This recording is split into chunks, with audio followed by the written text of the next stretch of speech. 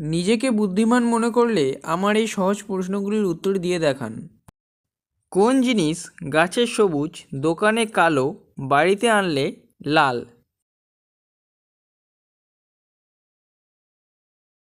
এর উত্তর হবে চা।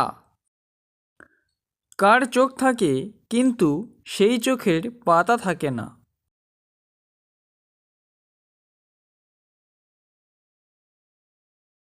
এর উত্তর হবে মাছ।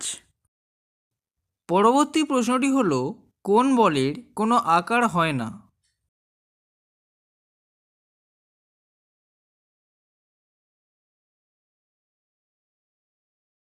এর উত্তর হবে মনোবল।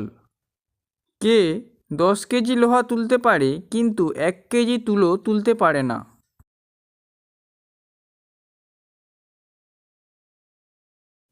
এর উত্তর হবে চুম্বক। কোন জিনিস আমরা 1 ঘন্টা ধরে চিবিয়ে চিবিয়ে খাই তবুও পেট ভরে না?